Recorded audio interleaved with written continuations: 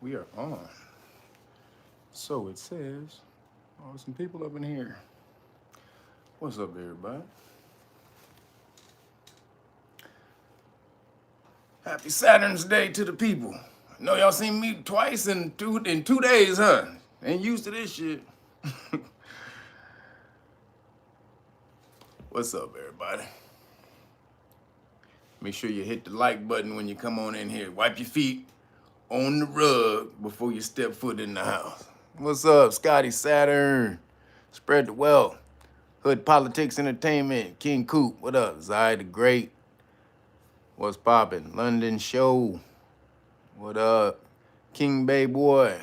Dr. Paul's Global Millennium. Long ass names. DJ Super Lee Kush. Chinzeria Anubis. Faith Four. Shakir Reddick. Diana Sakura. DJ Sherm. Goddess Bunny. What up, girl? Cause I said so. Isaac Preston. Des Denali. Nazarene X. Cashmere Kiss. What up? K Mix. What's up, people?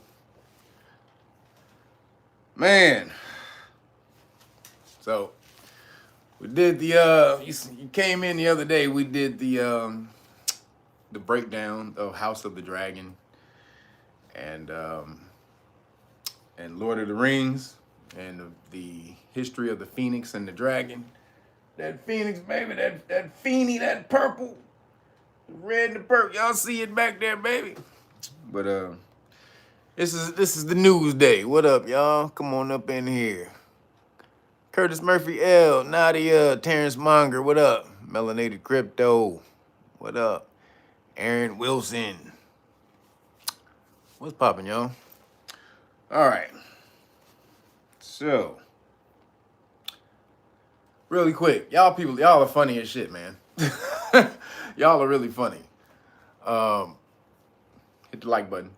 But when I said about the deal I was doing the other day, I said I was only doing it that day. So shout out to the people who did hit me up that day. But you guys are funny as hell. Like, man, don't you have a Cash App? Don't you, man? I don't got the look, man. The the books are on realnoggins.com. Everything that I have is on realnoggins.com. All you have to do is just go through there. So a lot of people were hitting me up late trying to get the deal. Late, seriously, people were hitting me up with emails like late in the middle of the night. Like, yo, can I send you a Cash App? Look, I don't have Cash App, everybody. People, they locked me out of Cash App. Somebody hacked the Cash App, so they locked me out of it. So, don't have a Cash App. I do have Venmo. That's at Real Nagas, Real-Nagas.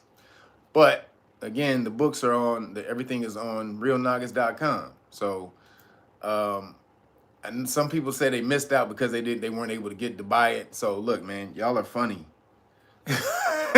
So the deal was, if you missed it, if you bought the Great Book of Melanin Research, I gave everybody all 3 decks of cards. So that happened. I sent those out. Those went out yesterday. So I told you to order. I told you to order on Thursday. They went out yesterday. However, because Thanksgiving is coming up, I have to go back on Tuesday. So, if you order, by today, tomorrow, or Monday, I will throw these in because I have to go to the mailbox on Tuesday. Those are for the people. So this is for people who kept hitting me up. Seriously, there was a lot of y'all hit me up, man. I want the deal, and y'all couldn't get in. So again, for y'all people who couldn't get in on that day, because I sent everything out yesterday, y'all can hit up and y'all can get the deal. All right. So. Go realnoggins.com, order the Great Book of Melanin Research. The Great Book of Melanin, the hard copy. You get the whole thing plus the 3 decks of cards, all right? So now you got 3 days. I don't want to hear nothing. I don't want to hear nothing about that deal. Because y'all ain't getting them 3 cards after that day. All right, y'all already know the deal. Timmy Tight Top, Weed Juice. Go hit the brother up. This is Weed Juice. We live, we love, we juice. It's the best juice, man, off the chain right here.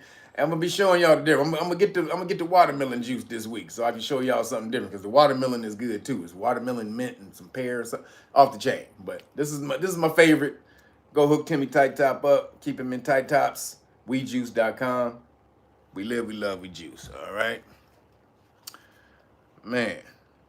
All right, everybody. Let's get into what needs to. Oh, real quick, everybody, the Patreon. So people, if you want to change your status, if you want to reclaim your Aboriginal status, again, that's on patreon.com/real nagas. You can sign up to one of the status class levels. And then at the highest level, if you're able to explain the paperwork, I give you the paperwork for free. Because remember, I need you to know the law. I don't need your money. So that's over at realnagas.com/Patreon. Also, just found out Patreon allows me to upload videos straight to Patreon where I don't have to go through YouTube anymore because YouTube was flagging my videos and taking them down. So what I'm about to put up this week, if you want to go sign up for patreon.com, I'm going to put up the full documentary of Face of the Dragon, because on YouTube it's split in part. They made me split it in parts because I had to edit it so much because they were flagging it. And then they actually took one part of the video down, so you don't even get the whole video on Face of the Dragon. So on patreon.com, I'm going to put the whole documentary out. The whole thing all the way through. No skips, no nothing.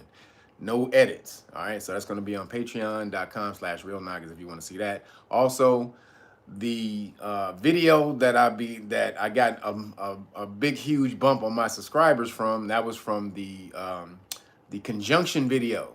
So you guys remember, if you guys have been with me since then, I did a video on the conjunction of 2020 about how those planets come together and they produce this energy that allowed us to create our own paths within this future.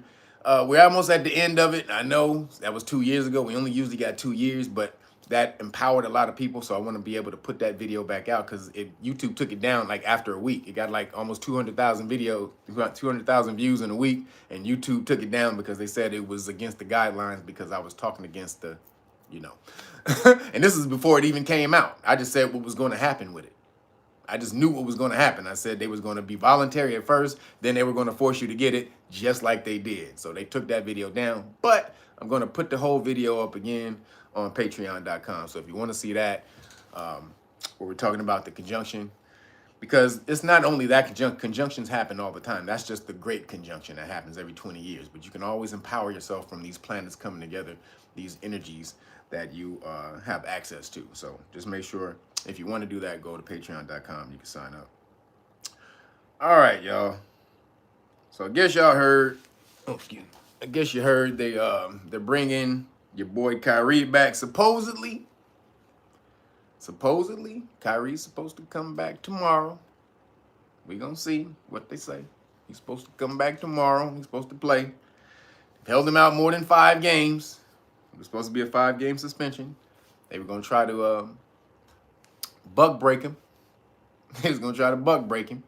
It backfired on him. The buck breaking campaign backfired on him so hardcore. It destroyed. And the reason is, I believe, because right now in the world, the social media is strong right now. And they created it to take you down. But again, when you do something, you create the opposite when you do that. Again, it's yin and yang. So when they created something to destroy you, in the very instance, they created something to free you at the same time, or to enslave you. They created something to free you at the same time. It's dependent on how you use it. So when the melanated people, we got locked down, and in the lockdowns, in the Pandesi, when that happened, your melanin starts to vibrate. It starts to pull in vibration. You just can't sit there. So we started going over information, and we started to download all of that information, right? When you do that, you can't go back. You can't unlearn what you have learned. No matter what Yoda says, he told Luke, you must unlearn what you have learned. You can't do that. You just got to make use of the knowledge you have in order for your, for the future. You can assimilate and just add more knowledge to help you make use of the past knowledge, right? So when brothers started going over and getting into the social media, information started to spread. I mean, it was going like wildfire, right? Again, you have so many brothers who go viral who are speaking in the conscious world, right? And so these videos started to go viral. All these different videos with, like I said, Dr. Umar and Tariq Nasheed, and what's my brothers, Red Pill and Blue Pill, and anybody I'm forgetting. But all the brothers in the conscious community making videos, putting out knowledge, and everybody started to consume that information, right? So now, no one had tried to do this cancel campaign, from the Khazars. And I don't like to call them the Hughes. They're the Khazars, and we're gonna get into that more so in a minute. I touched on it some in the last video I did, the House of the Dragon, and that whole lineage where that comes from. We're gonna touch some more on it today.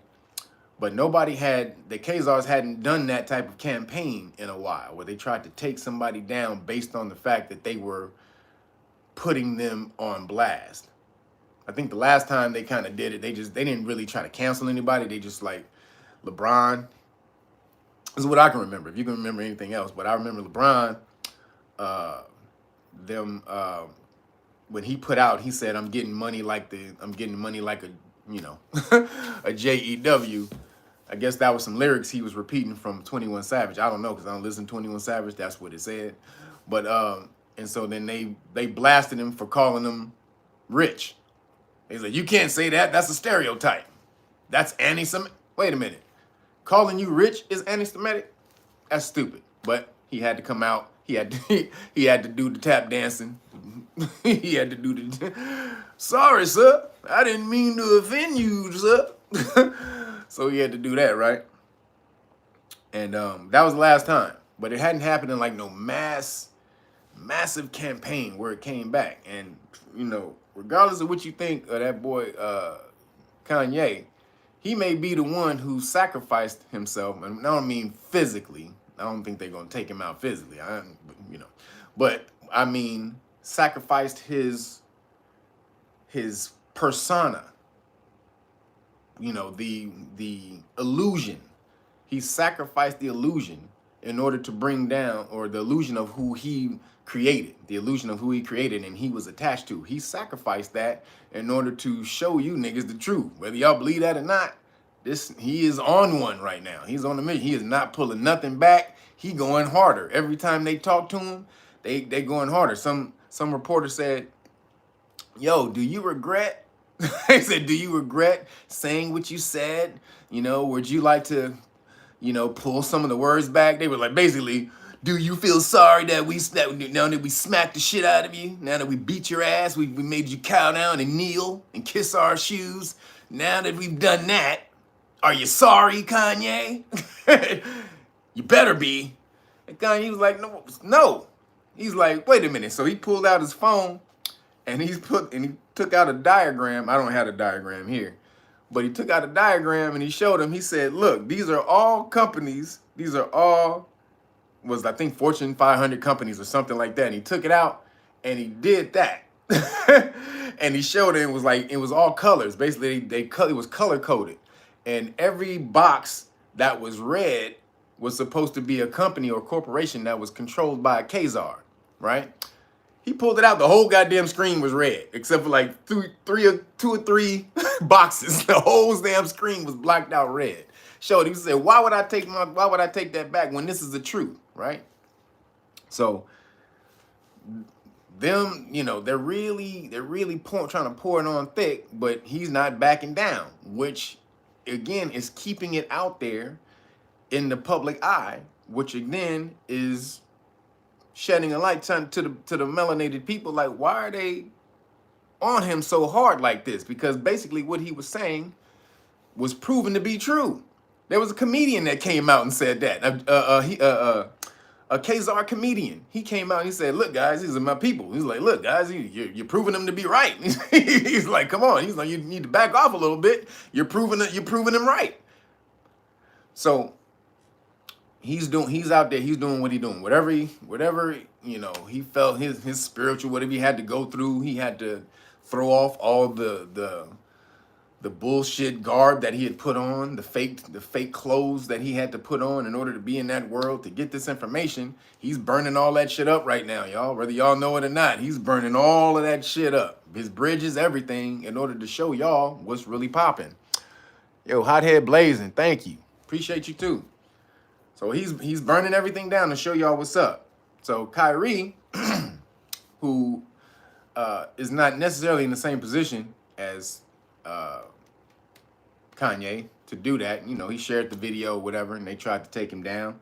Then all of it came back. You got to do this, and this. We don't think Kyrie is representative or fit to be a part of the Nets and all this and that, right? All the bullshit came back. They thought, okay, this is the way we handle this. Whenever somebody goes at one of the Khazars, this is how we've always done it. We've always piled on them and made these niggas bow and submit and kowtow and kiss ass and do all of this. So now all we had to do is do the same thing this time, and that's gonna pop off. And then the world was like, no, we in a new energy, buddy. Again, they haven't tried this in this new energy after this conjunction. You understand? We're in a new age. We're in the air age, Aquarius, the age of Aquarius, information, knowledge, consciousness. So they haven't tried this bullshit in this time. They tried it in the era where your spirits were asleep. Now you have begun to become awakened. And they tried this bullshit, and you were like, your spirit was like, hold up, homie. What he said was kind of on point. Wait a minute. All Kyrie did was share a link to a video. He didn't even give his opinion on the video. But they want him to come out and denounce the video. You need to come and denounce the video and say you sorry and for whatever's in the video he didn't make. He didn't do anything. He didn't make the video. He didn't do none of that shit. So the backlash started to come, right? We all started to band together. We're like, wait a minute. They tried to get their main coons to bow down and kowtow. Shaquille O'Neal, Stephen A. Smith, Shannon Sharp, all the coons. That's wrong, Kyrie. You shouldn't be doing that. Whoop-de-whoop, all this and that. But then y'all band together and jumped in they ass for this. This is what I'm telling you. You got power and unity, man. When they started to see that the community, the culture was with Kyrie, not with them. They had to check themselves. They was, oh snap. Well, Skip, that's a little bit much, the 6 things he has to do. So then again, Farrakhan jumps in. He calls more attention to it. Call me. Have a meeting with me. How about that? If Kyrie's being so anti-Semitic and whatever's in that movie is wrong, and you want to have him meet with your scholars to explain him, to browbeat him and condition him to what you want him to believe, have one of us come with him. Have me. You've been running from me for 40 years. So all this stuff started coming back. They started to see, oh, hey, we may start losing. They may start boycotting and pulling their money back. So then he meets with Adam Silver, one of the Khazar leader of the NBA. Oh, he's not anti-Semitic. I met with Kyrie and he's, and I undoubtedly believe he's not anti-Semitic. I just really believe that because you didn't know that before. Okay. So then the president of the Nets, he meets with him. I met with Kyrie and I believe. Now I know. I know for a fact he's not anti-Semitic. So they started to moonwalk. They started to get their Michael Jackson on, right? Because it's not about to be good business.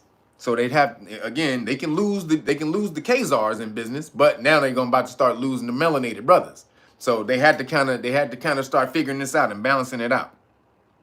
So then Kyrie meets with Reza this week. Kyrie and Reza meets. So again, this is starting to come to the forefront. This is kind of like if you go back into the 60s when they were trying to browbeat all the sports figures in the 60s. They had to band together and they got behind who? The Nation of Islam. They got behind the Nation of Islam and they backed them. Kind of the same thing was going on right now. History just repeats itself. So shout out to Reza getting with Kyrie. and handling business and you know, downloading him with some information that he'll need to go forward in order to navigate what's going on. But again, they're trying to condition Kyrie to have him come out and say, I was wrong. Sorry, guys. I've been educated. I've met with the leadership, the Khazarian leadership, and they've shown me. They've shown me. They put my face in the dirt and they rubbed it all in it and they showed me I was wrong. I'm so sorry, guys.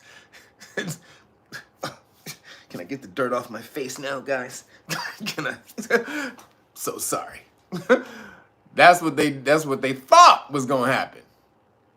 Kyrie's of a different he of a different thing, baby. Kyrie wasn't having it. So then your boy Dave Chappelle talked about this on the Monday show. Dave, again, my favorite comedian of all time. My favorite stand-up comedian of all time. Favorite comedian of all time is Eddie Murphy. Stand-up, movies, and everything else. But favorite stand-up comedian of all time is Dave Chappelle.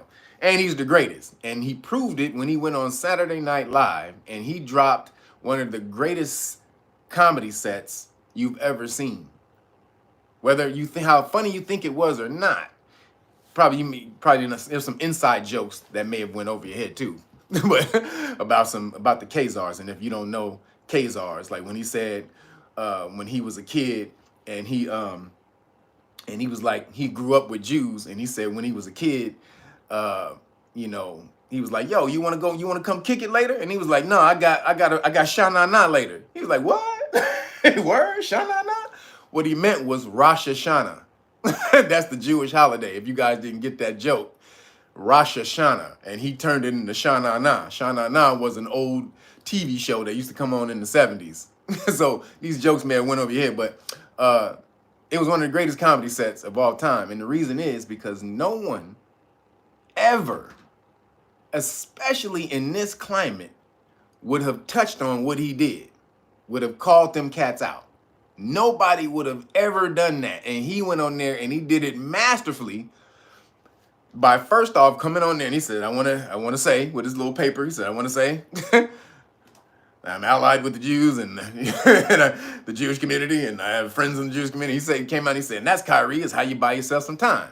So he came out and he preemptively strike with saying, I'm not against you guys. I have friends in that community. Now I'm about to say this about the community. So now that I've shown you that I'm not against you, but I'm about to shine some light on your shit. So he started to do that, right? The jokes were fucking beautiful. This nigga's jokes were beautiful. And he stayed on there for a good minute. A good, 7 minutes? He stayed on that. And then he brought it back around, you know, to the end when he was talking about he never wanted a shoe deal because he never wanted somebody to be able to take them shoes from him, right? And he said, so please don't take nothing from me, whoever they are, right? And so, but this is the thing that really got it. When he said, yo, I've been to Hollywood and there are a lot of Jews, like a lot. When he said that, right? Now, I live in Hollywood. I live here. Literally, Hollywood is like 2 miles from me, right there. Right up the block. I can walk to Hollywood in 15 minutes from my house. So he's absolutely right. And so other comedians and other actors started to come out and say what he said wasn't wrong. Now, let's get in. We wanted to get into what I got into a couple of days ago about the true history and what they're trying to hide. So I told you to go back and understand and go look up they go back to the Khazars. They don't want you to know that, the Khazarian Empire from the 600s. They were huge in the 600s, which was the 7th century. The 6th and 7th century. They were huge in the 6th and 7th century. They ran Khazaria, which is now Ukraine, and Ukraine and the upper parts of where the steppes are. So they ruled that. They were major traders. They were super traders. They had, all the ports locked up. They would charge a tax on anybody who wanted to come and trade their goods in Khazaria. You had to add money on to your product and sell it, because that added on money would go to them. We had to go to the Khazars. So you had to do a markup on your price, because part of your now where we get a piece of that money. What does that sound familiar? We don't have anything to do with your products at all, but we facilitate the distribution of your products. So for that, we get a piece. How's that sound? So where's that familiar? You hear that? Is that familiar anywhere today? We don't have anything to do with what you created, but we're going to facilitate the medium of you getting it to the people. So for that, we get a piece for life. Okay. So, and I'll go back to Nas and MC Search, because MC Search, we talked about this on the show on Monday, when they were saying that Nas agreed with the business terms, and him and MC Search have a good relationship, which is fine. But in that you got to read the excerpt what he talked about, his quote about how he's been getting fed, he's been feeding his family off of this shit for 27 years. So basically, he was executive producer on Illmatic, and I think It Was Written, and so he's getting paid off of them albums for the 27 years. Now, he had nothing to do with Nas's talent, nothing at all, but he's getting paid off of Nas's talent for 27 years. Now, even though Nas is cool with it and said, yeah, I'm good and all that, a happy slave is still a slave. That's just what that fucking shit is. A happy slave is still a slave. If anybody else is eating off of what you have done, you created from the universe, you pulled in from the universe, if somebody is still eating off of that for the rest of their life, in your life, you a slave. Sorry, even if it's a business deal, it's called indentured servitude. Even if it's a contract, it's called contract slavery. So just because you a happy slave don't mean that you ain't a slave. So that's with that. But the Khazars, so we're going to get into this. And shout out to all my mods, Tish, Gwendolyn Bonner, Mel, Jason, and Brian. And if y'all see anybody in here causing trouble, man, please kick them out. There's some people who in there be talking crazy. I want y'all to monitor that. And people start talking crazy, get their asses out of the chat. And everybody is 540 people in here. It's only 230 likes. Y'all better stop tripping. Stop coming in here and ear hustling all the damn time. When you come in through the door, wipe your feet on the rug. That's hitting the like button. That's the equivalent. Wiping your feet on the rug is hitting the like button when you walk into the house. All right? The house of real niggas. You got to wipe your feet. So hit that damn like button. Stop bullshitting. So the Khazars. So they go back. So now they want to trace their history back in the steps. Again, they go all the way back to the Scythians. Right? So you got to really do your shit on the Scythians. The Scythian history pretty much runs this whole world. The history of the Scythians that you're not told, that's been hidden from mainstream history. You ain't never seen a movie on the Scythians, have you? Why is that? They make all kind of movies about everybody. About all kind of shit. You have never seen, this is two people you have never seen movies on. Scythians and Khazars. You have never seen movies on them. Why is that? Because they don't want your ass knowing the truth. They don't want you knowing or being able to trace the truth back to what's up. So they hide all of this stuff from you. If you go type up Khazars in like the etymology dictionary, you won't be able to find it. It won't even come up. Why? You can look up everything else. You can look up Scythian. Scythian will come up, or Scythia. That'll come up, but you won't be able to look up Khazar.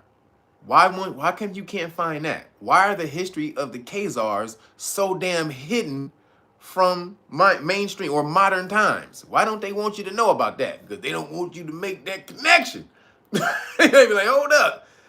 Because if you understand the Khazars, then you're going to understand that the Khazars converted to Judaism in the 700s, 713, from Bulan Kagan. They was like, hey, nigga, I ain't fucking with that Christianity. Not fucking with that Islam shit either. Jews? Oh, Judaism? Hey, nigga, come here. Come here, my nigga. Tell me what you got. I ain't fucking with you. I ain't fucking with you. I fuck with you, though. So they changed. And that's the big conversion. And then they usurped your history. Now, they are descendants. They are your descendants because the Scythians of that time, who they're descended from, they were also black Scythians. Let me go in this book right here. Let me show y'all. I read some excerpts out of this, but I really want to get into this and read y'all because I want you to understand about the flipping. So before we get into this, I want you to understand about the worship of Saturn. Oh, who was that? Ali, appreciate you. Man, thank you. So the worship of Saturn is very important. You guys have to understand and get into the worship of Saturn. Everything is Saturn in this whole goddamn world, right? Everything is Saturn. The word El, which is God, is Saturn. So anything you see, thanks, Shannon. Appreciate you, brother. Oh, Shan Ross, thank you, bro. So everything is Saturn. The rule of the worship of Saturn. But Saturn, when it fell into its dark side, right? Because they understood we worship Saturn in its height, but they're not us. They're the opposite of us. They're the flip side of us. So they can't worship. They can't do the things we do and gain the same power. They understood through the science they have to do the opposite of what we do in order to get the power. So if we worship Saturn when it was in its height, they worship Saturn when it was in its fall, right? So again, Saturn, for all you don't know, Saturn was the sun of the Earth, and before the planets moved around, they had a big planetary shake up. When then Jupiter moved in front of Saturn, and Saturn fell to the dark side. Jupiter became the bigger god. But then the sun, when that happened, the sun was started to be visible in the sky, and we started worshiping the actual sun and not Saturn. So they couldn't worship the sun. They don't get the same power that we do from the sun because of our melanin. So then again, they worship Saturn on its dark side. So I really want y'all to see this because then in the Feast of Saturnalia, they're able to change positions. So in Saturnalia in Rome, when they would have the feast, the nobles would become the slaves, right? And so they would change, and the nobles would put on the slave garb and look like slaves, the slave hats and all that shit, right? They put everything on, become a slave. The slaves got to rule. The slaves became the nobles, and they got to rule the actual nobles, tell them what to do, have sex. It was all crazy, all kind of crazy, homosexual shit going on. All of that was in the Saturnalia, right? That was they thing. Funny thing, who broke this off was, if you go look at the Boondocks. Look at the Boondocks, the Christmas episode. Huey, shout out to Regina King. But Huey explained Saturnalia in a little excerpt in that show, how they, all their pagan shit that they used to do. So now, if you understand, in Saturnalia, when they're worshiping Saturn, when in the height of worship of Saturn, they can flip the script where the slaves become the masters. I want y'all to remember that. They turn it up on his head. Thank you, TP. Appreciate you. So they flipped it on his head, right? So listen to where how this far this goes back. So this is ancient and modern Britons. And this is called the Ogres. This excerpt is from something called the Ogres, right? And so I want y'all to listen to this. So white and black, as is well known, and I read this in the other thing, but I'm going to read the whole thing. I didn't read you guys everything the other day. I'm about to get into this whole thing, break this down, why you shouldn't be calling yourself black. Why, and also black etymologically means pale or yellow. So again, if you're dark skinned, you shouldn't be calling yourself black. But here we go. White and black, as is well known, means with Eastern writers little more than dominant and dependent.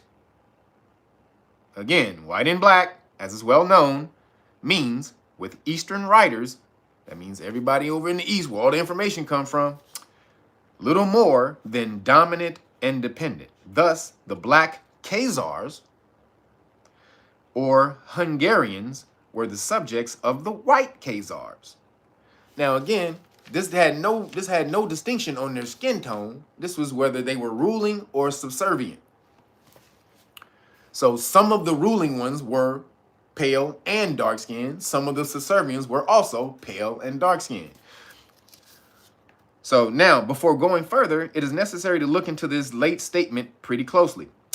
For the origin of this nomenclature may be found to lie very deep. I find it stated elsewhere that the Tartarian tribes are very fond of expressing by certain colors the changes of political condition to which a nation may be subjected. Black, or Kara, K-A-R-A, has the meaning of dependency and servitude. Again, black, or Kara, K-A-R-A, has the meaning of dependency and servitude, while white, or Ak, A-K, has the sovereignty and has that of sovereignty and freedom. But these colors are employed only so long as they really describe the position of a tribe. For if a dependent horde becomes independent and sovereign, the former Kara, or black, will be changed into Ak, or white. Now check this out.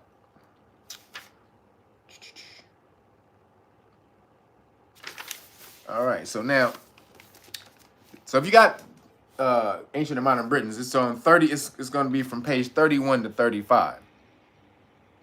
Now, Kara itself, plainly in Ugarian or Ungarian origin, it still survives in the word blackguard, which though now applied very loosely, is more strictly defined as by Hallowell. This is a writer, meaning a nickname given to the lowest drudges of the court, the carriers of coal and wood, the laborers of scullery. This is the black. This is people who are associated with black.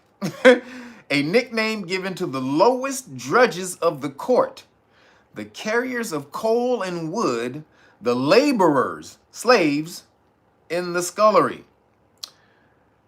In Scott form, black ward, a state of servitude to a servant,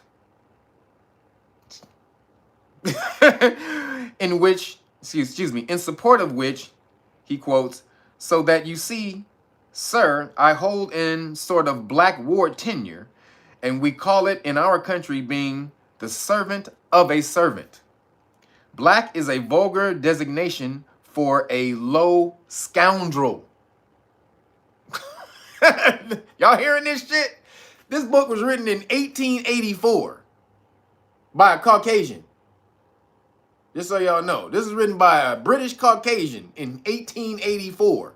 So when he's telling you about the history of Britain, he's talking about his ancestors in that land who came before him. All right? So now, a girl of the lowest rank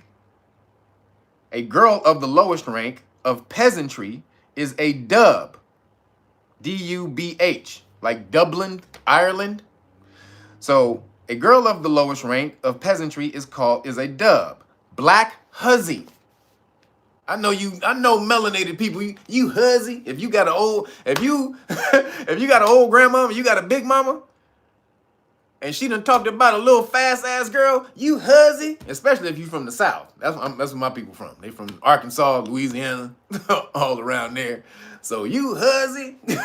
So it was called a dub cat. So actually it was called a dub cow, or which is C-A-I-L-E, dub cow, which is a black hussy. A strolling female or gypsy is a black shibulak, which means a black vagrant. Look at this shit, y'all. I hope y'all understand what's going on. Now, says Klaproth, who was another writer, says in the Vogel dialect and in Western Siberia, Sar, Sarni, Sorni, and Sarian mean white. In many Samoyed compounds, the same word is found as sire, sir, or siri. It means white. It means master. So when you are calling the Caucasian people, especially when you get pulled over by the police, and you are sitting there, hey sir, what did I do, sir? Sir, please, sir. While you sitting there, and you going, sir. Stop doing that. Stop calling the police officer sir. It doesn't get you anywhere. Y'all believe that calling them sir is being respectful and it's going to help you in a police stop. It's not. They don't care. So stop doing it. But as you can see, it means white or master, right? Now, this Welsh sire, S-Y-R, sire, that's when they go, hello, sire. And that's where sir comes from. So sire is like the noble. When you speak to the noble, hello, sire. So it says this word sire, or English sir, and although AK does not exist in our language, this equivalent has taken its place, just as Kara and sire have been pushed aside by dub.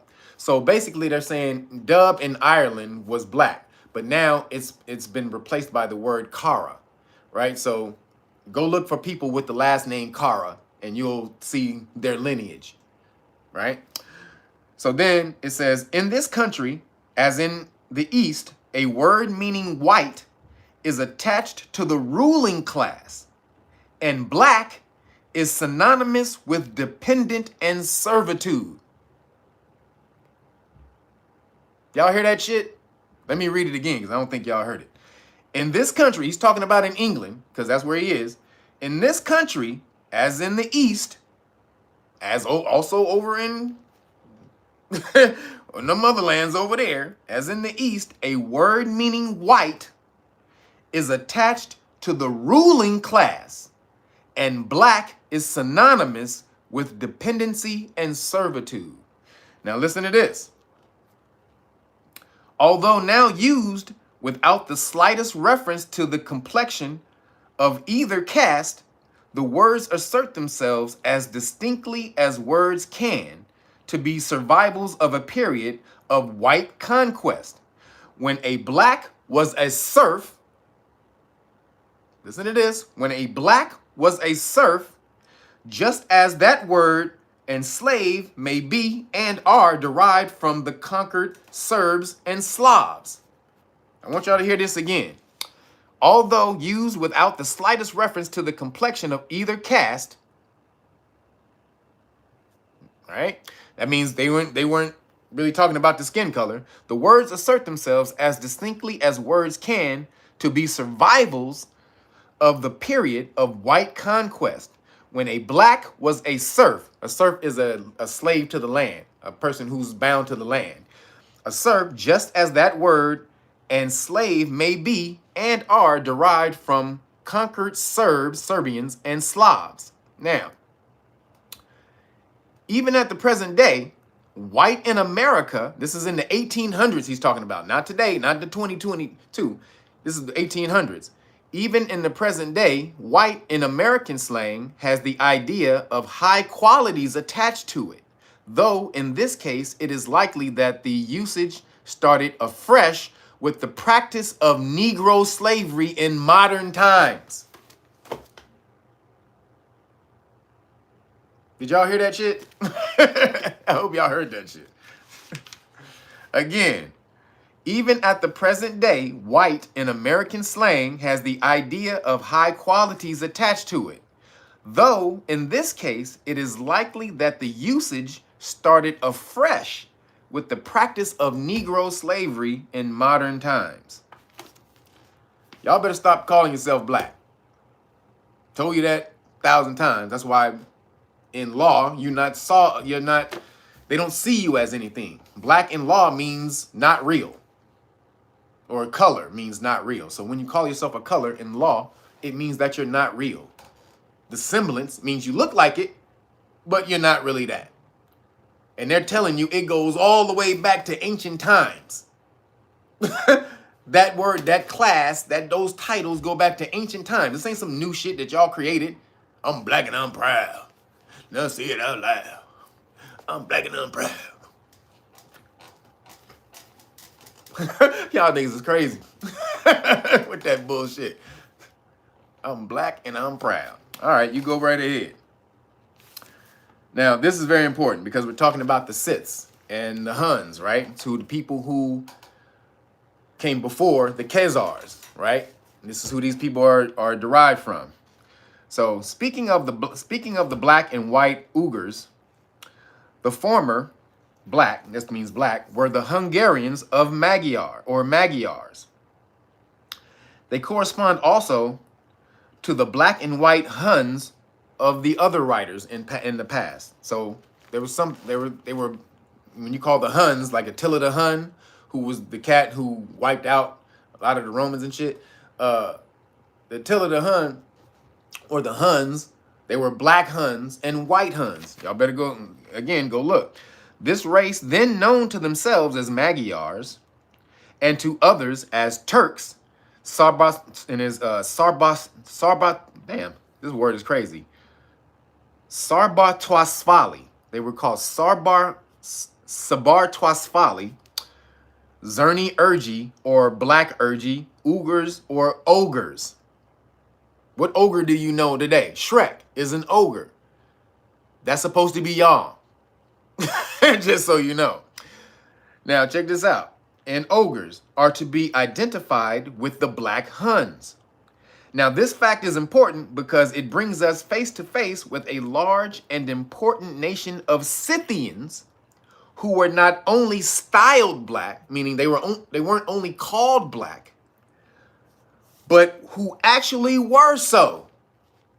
Meaning now he's talking about color in his time, right? So he's meaning the skin tone.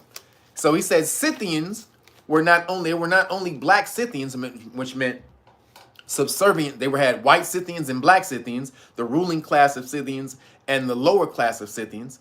But in those classes, you had melanated who were also of both classes. Melanated Scythians. That's what he's breaking down. And then let me see. Let me see what I can read. And then here's the other part. This is describing the black. It's called the Black Huns. You see that right there? The Black Huns. So the Huns are described as being of dark complexion, almost black, deformed in their appearance, of uncouth gesture, meaning they weren't civilized, of uncouth gesture and shrill voice. They were distinguished from the rest of the human species by their broad shoulders, flat noses, small black eyes, and deeply buried forehead, or small black eyes deeply buried in their foreheads. That's what it said. So small black eyes deeply buried in their foreheads. So who you know had got flat noses? Where do flat noses come from? Pointy noses, we know who got the pointy noses. We know who got the pointy noses. Where do flat noses come from? Come from the air regions where you originate. Those hot areas, the nose is flat because it needs to, cool the air down before you inhale it. When you're in them hot ass areas, these tropic areas, the nose is flat because it helps to cool the air down when you inhale. When you're in colder areas, nose thin out because you have to warm the air up when you inhale. This is anthropology, y'all. So we getting into this. We getting a little history on the Scythians today, right? And so I want y'all to understand that the reason this is because your history has been jacked and they're trying to hide it, which is why you don't hear anything ever about the Scythians and the Khazars. Now, where do they give you your ideas of these histories, right? Hollywood, right? Hollywood. What is Hollywood? Where does Hollywood come from? Hollywood is a wand, right? It's a magic wand. Who used to use Hollywood? Hollywood comes from the Druids. Hollywood comes from the Druids. Who were the Druids? The Druids were descendants of the Scythians. Go look it up. Look at this shit up in history. Now, this is funny because this is where we're getting at all of this. The Scythians were supposed to be the tribe of Dan, one of the 12 tribes of, one of the 12 tribes. This is what they say. This is what they say in history, that they were of the tribe of Dan, the Scythians. And their symbol, one of their symbols, Eric Kirkwood, thank you. One of their symbols was the snake, the serpent. Again, we got into that in House of the Dragon, because the Scythians were also said to be tall, white, pale-skinned people with blonde hair and red hair, blue eyes, or gray eyes. That's the house of the dragon, the Targaryens, right? So, and then the dragon is just a symbol of the serpent, just a snake, right? So that's supposed to be the symbol of, that's supposed to be their symbol. Now, again, in Hollywood, what do? In Hollywood, it's a magic wand. It's where you cast spells, right? That's where you cast spells. Magic, Hollywood is a magic wand made to cast spells, right? From the Druids who are supposed to be in the line or in the direct lineage of the Scythians, right? Who again are the forefathers of the Khazars, right? Who you already know who they are. So check this out. Like I said, one of their symbols is the serpent, but the other symbol, one of the other Scythian symbols is an eagle holding arrows. It goes that's ancient times, thousands and thousands and thousands of years. Excuse me, even before Caesar and all of that. This was a Scythian symbol. Excuse me, an eagle holding arrows. Where is that familiar? Where do you know an eagle holding arrows? Let me show you something. So check this book out. If you can find this book, God bless you. I found this in an offshoot store in the back. So if you can find this book right here, more power to you. But this is the Great Seal of the United States by Paul Foster Case. Right?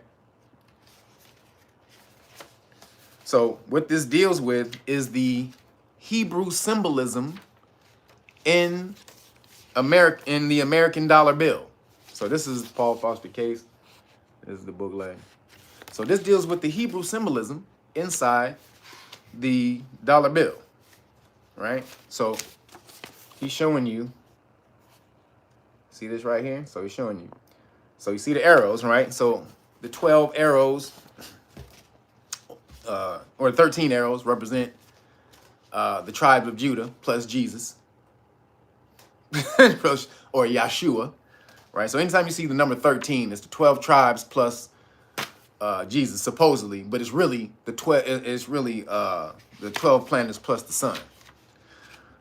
So, I'm gonna give you it right here again. So now I'm about to read this. The branch has 13 leaves and 13 berries, indicating the number 26, the number of the divine name IHVH, which is usually translated as Jehovah. The ancient Hebrews supposed this to be the proper name of their tribal deity. Its grammatical derivation shows its true meaning. It is from the Hebrew verb meaning to be, and its literal significance is that which was, is, and will be. That's, again, with the berries, the branch with the 13 leaves and the 13 berries is supposed to mean, right? That which is and will be. All right. So I'm telling you, we get into this symbolism, right? Which this is the shit they've been trying to hide on you niggas the whole goddamn time. They've been trying to put this shit behind closed doors. Now, this is a dope book. Again, if you can find it, I got this so long ago. I have no idea where I got it, but good Lord, if you can find it, good more power to you. Now, again, so we talked about the Scythians, the Black Scythians, the Black Huns, all right? So now let's get into the masonry of it, right? So again, let me show you this again. So let me go back. So I want y'all to see, and then you see at the top, you've seen the dollar bill. You see this. You see the seal of, they say the 6-pointed star. I'm just gonna call it that. So that was also symbolism of the Scythians. Just so you guys know, the what they call the Indo-Scythians, they used to use the swastika right alongside the 6-pointed star. Those are two symbols that they would use. And it's funny because now what you see is the Scythian tribes have kind of spread into two different sects, right? This is what Hitler was on. Hitler was on when they were saying, allegedly, when we use that word, allegedly. So he was trying to bring about this Aryan race, right?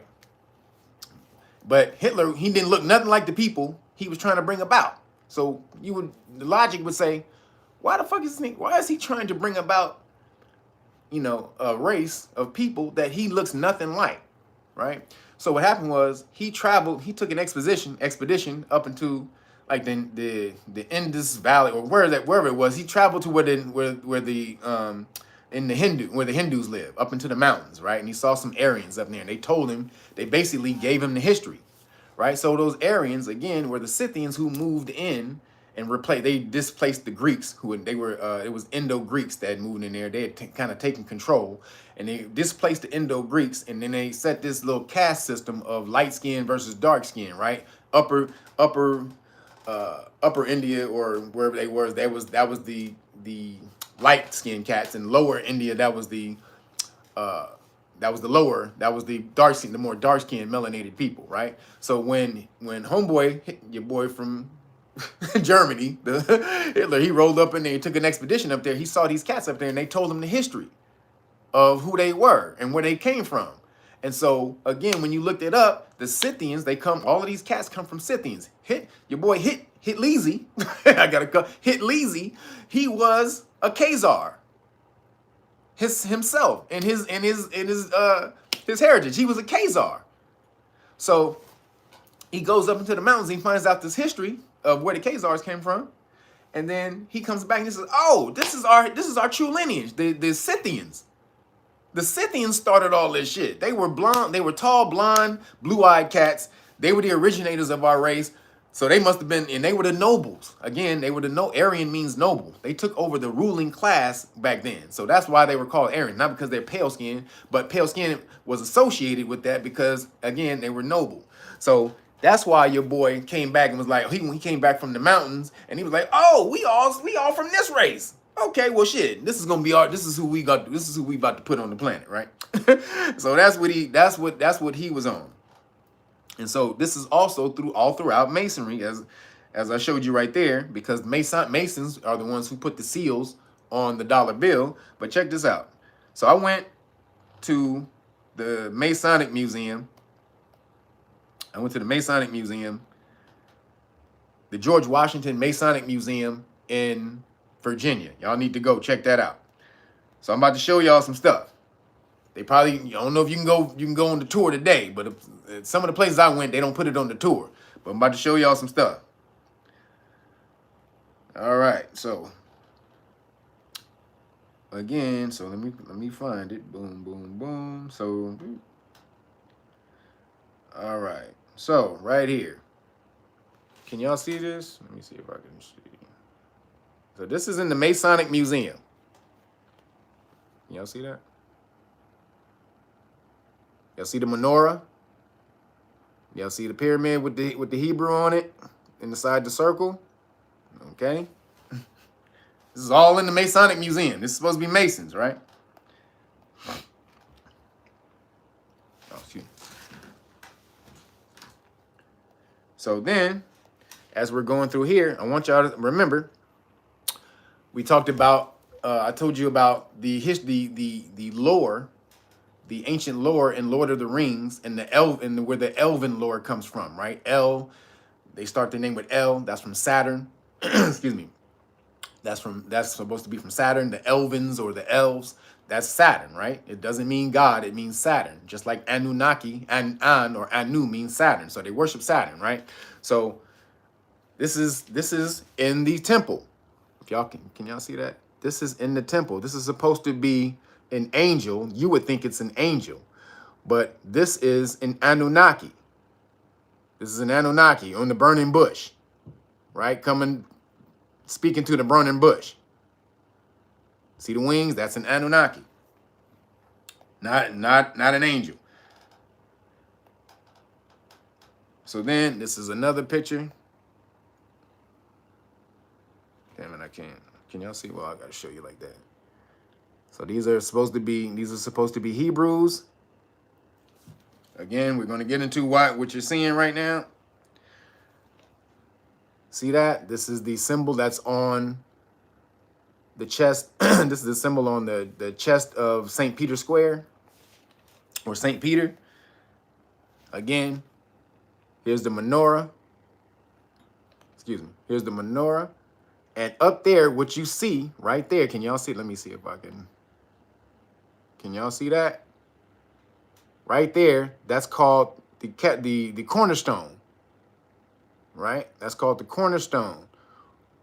So, or the arch, or the archstone. So basically, this right here, and if you see what it says, so you see it says H, excuse me, H. Going from your way, you probably see it backwards. I'll let you know. It says HTWSSTKS. That stands for Hiram. Excuse me, Hiram, the widow's son, sent to. Wait, so Hiram, the widow's son, sent to King Solomon. Hiram, the widow's son, sent to King Solomon. So that's in an arch. That's supposed to be the capstone that holds the arch up. I'm about to show you that in a second. So it's from the Royal Arch degree of Freemasonry. That's the Royal Arch degree of Freemasonry.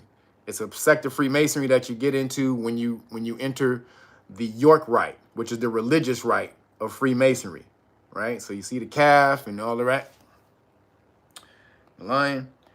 So I'm about to get into it. Again, there's your eagle, right? So let's keep it going. So now this is them carrying the Ark of the Covenant.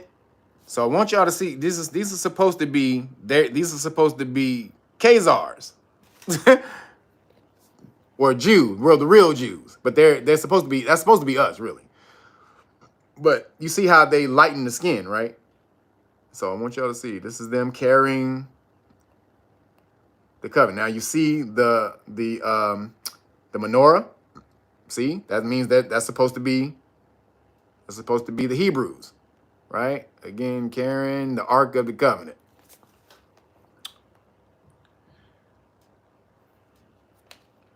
So this is supposed to be, I think, Hiram representing the two pillars, Jachin and Boaz.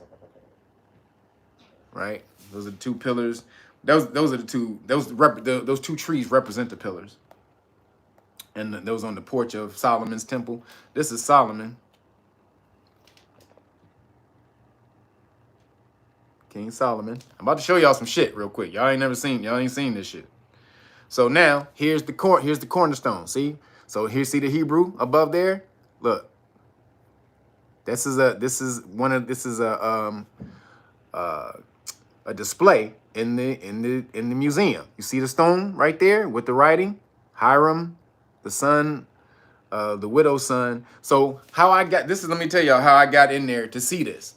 They weren't putting this stuff on the tour at first. This is all at the bottom. This is all at the bottom of the tour. Most of it. You got to go down, right? They weren't putting it on the tour anymore because a lot of Moors had found this stuff out and they started going on the tour. They started going there from New York and started, let me take me on the tour. So they stopped doing it, right? So when I went, I didn't dress like a Moor or nothing. I was just regular. I just dressed like a regular dad. I was just like, and I just, but I had my Ankh on. I did have an Ankh chain.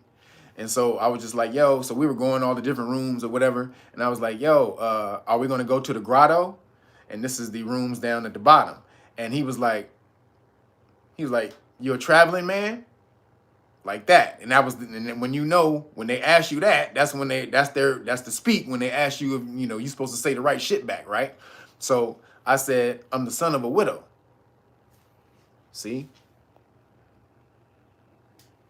See what that? The widow's son, again, the widow's son sent to King Solomon. Hiram, the widow's son, sent to King Solomon. Sent to King Solomon. So when I said I'm a son of a widow, he looked at his watch. He was like, we don't usually put that on the tour anymore, but we can go. So boom, we went all down. We was like, oh shit. That's when we started. I was like, all right, brother. And so that's when I just started taking pictures all over the place. Again, they got the Ark of the Covenant down there. I've never shown anybody these pictures, just so y'all know. This is the first time anybody ever seen these. I've never shown these. These are 20 years old. I've never shown these to anybody. Then this is one of the arch stairway. So, hold on, so here is the Anunnaki again.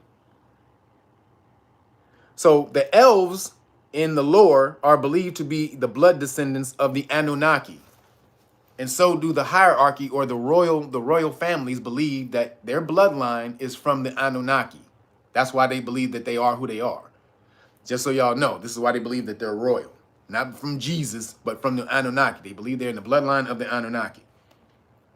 Right? Those who came from Saturn, which is why they worship Saturn. Now you see why they worship Saturn? Because they believe they're in the bloodline of aliens who came from Saturn. So then, that's a better picture of it. You can see the Anunnaki. And look what's on the Anunnaki's head. So they're supposed to be angels. They'll tell you that they're angels, but they're not angels because look what are they wearing? This is the headdress. This is the Kemetan headdress with the Namuz. You see, or with the Uraeus. Excuse me. On the front, you see the serpent? Uraeus at the top?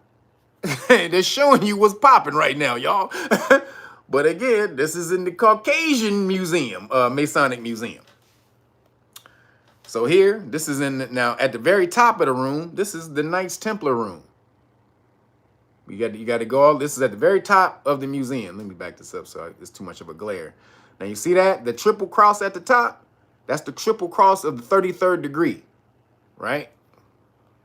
So you have to reach a certain order before you can become a Knights Templar. This is the Knights Templars order at the very top in Freemasonry. You go in there. Then let me see.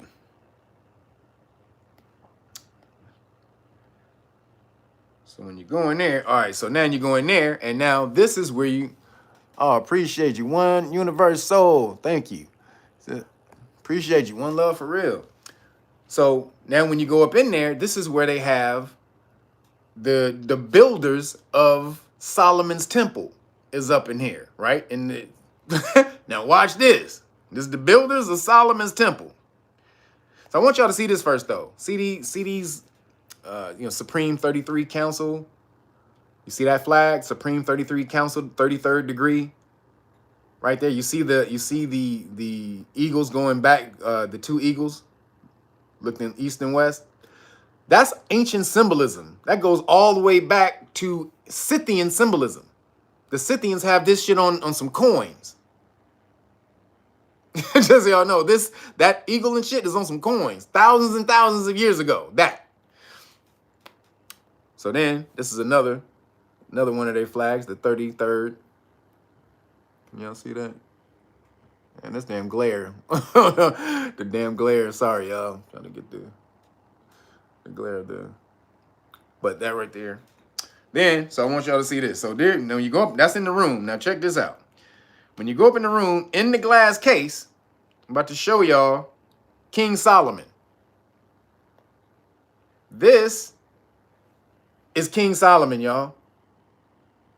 Let me show you. Well, first off, this is the glass case with King Solomon, King Hiram of Tyre. That's the city in Phoenicia. That's the capital city in Phoenicia. And these are some of the builders down here of the Solomon's temple. Now check this out. You see that? Who that look like? That look like Teddy Pendergrass. Look at them beards. Those are kinky beards. Again, this is King Hiram of Tyre. Can y'all see that? Phoenicia. This is the king of Phoenicia. When I told y'all the Phoenicians, the Phoenix Moors, that's why I told y'all that. I saw that. This is up in the Masonic Museum. You see the purple he wearing? Y'all better get it. Y'all better get with it. So again, these are the builders. Look at, that's one of the builders. That's another builder. So this dude, one is master overseer of, and overseer. Like we say they got that shit from. But master overseer, worker of wood, master overseer of the wood, master overseer, I think of like the level or whatever that is. And this dude says master seer, a master of tools. Look at all these brothers. Who that look like? So,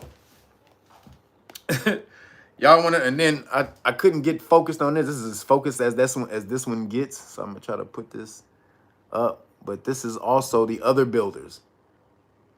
And these two are guards. These are temple guards of the Solomon's temple on the side over here. So y'all see who they know.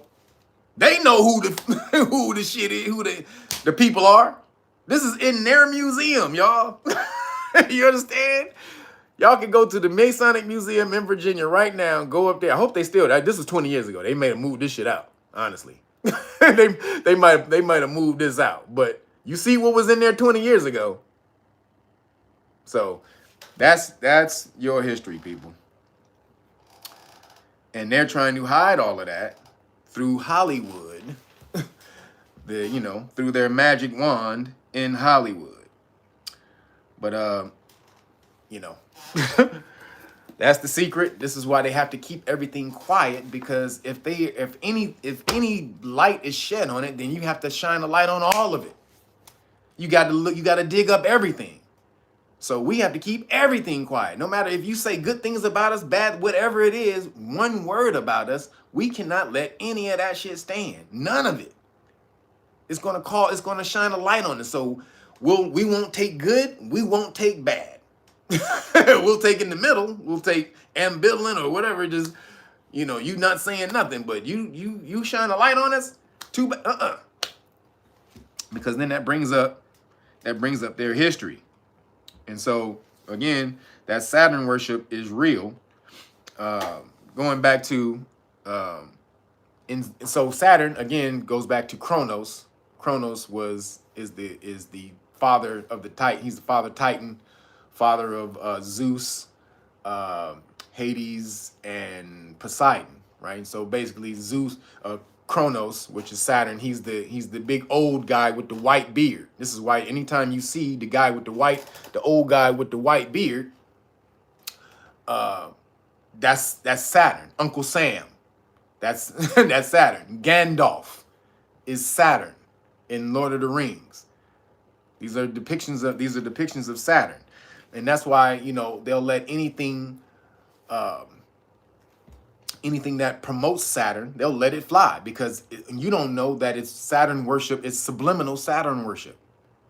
Anytime you're giving power to that, like who's the biggest one? Who's one of the biggest stars we got? Samuel L. Jackson, right? What does that mean? Samuel is the name of Saturn. That means the name of Saturn. Usually they say it means the name of God, but L is Saturn. It's not God. So it means the name of Saturn, and then his middle initial is L. It's Saturn twice. The name of Saturn, Saturn. Why you think they let this dude do anything he want? He don't know. So just be on the lookout for that. Just want y'all to know the history and all that. This is why they try to hide everything. They're the Scythians that come or the Khazars that go all the way back to the Scythians that populated a big part of Europe, and that's their history. And basically they stole, they usurped. I don't like to say stole. They usurped, moved into, but it's really stole the history of the actual people from that line from Africa. So you just need to know your history in order to know how to come out of it. But this is why it's not working now for them, because this information is out here for us to know, and you can know it. So real quick, so the Ukraine, they launched a missile. Ukraine launched a missile and tried and shot it at Poland, trying to start World War III. Did y'all see that shit? Their plan, they ain't stopping with the plan. Just so y'all know.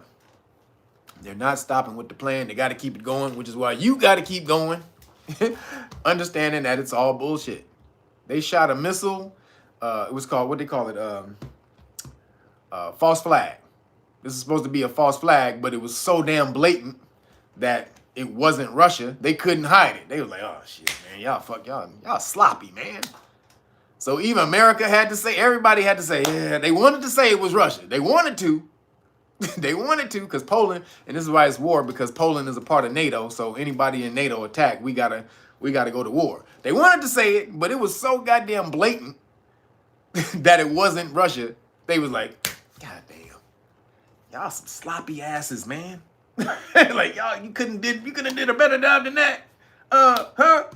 What's the dude name in Ukraine? Because he came out immediately saying that we should go to war immediately with Russia. Y'all need to go to war with Russia right now. Boo boo, he came out. So obviously he was trying to start World War III. Why are you trying to do that? Huh? Why is he trying to do that? Because it's all a part of that game. It goes, and a lot of it goes into the FTX crypto scandal. If y'all don't understand, the FTX crypto scandal goes deep, y'all. This shit is so goddamn deep. So we told y'all, I think I told y'all last week of how they were washing the money. It was going from America gives money to Ukraine.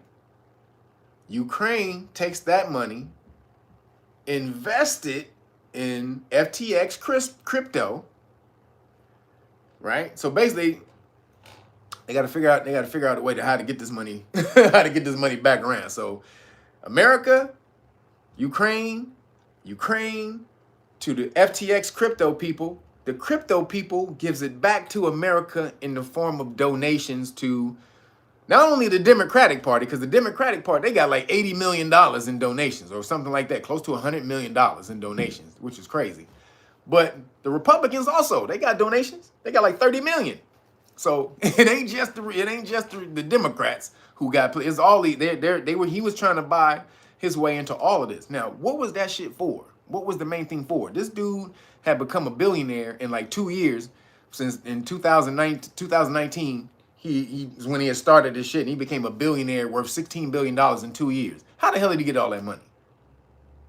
And then, not only that, he was being promoted on the World Economic Forum website, FTX. Now, again, you know the World Economic Forum's plan. Y'all know who that is. So, I think, again, and this kind of being shown so the plan was, let me know what the plan was. So the plan is basically they have to get regulations in on cryptocurrency, right? Crypto is the wild, wild west right now. There's no regulations on crypto. They have to get some regulations in, because you can get cryptocurrency, put it on an external wallet, and you can take it, basically bypass the government by putting it on an external wallet, right? So now, again, I don't necessarily subscribe to you putting all your money in crypto, because, again, if an EMP hits or some shit like that goes down, or the computer system goes down, you lose your money. But the crypto is you choosing crypto to be able to run the future, because they're trying to create a digital society. So they're going to need crypto to be big, but they need to control crypto. But they don't now. So how can we come in and control crypto? We'll blow it up. We'll blow up a company so damn big, we'll get everybody invested into this damn company, and then we'll pull the rug from out under that company, and then everybody will fall coming in begging for regulations. Got Tom and Giselle involved. Steph Curry, he's involved. What's old boy?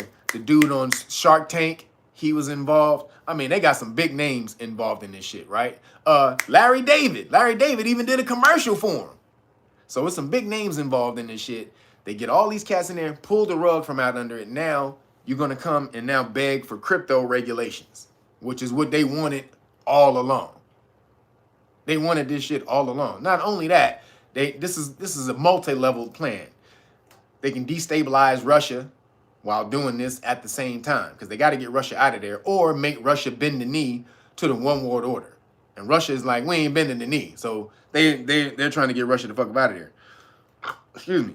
But FTX's ESG score, just to let you know how bullshit this ESG shit is, the environmental social governance score, the reason it's so bullshit is because FTX's score is, and the way they run, if you've seen the video, you've seen the documentary on how they run their company over in the Bahamas, this shit is crazy.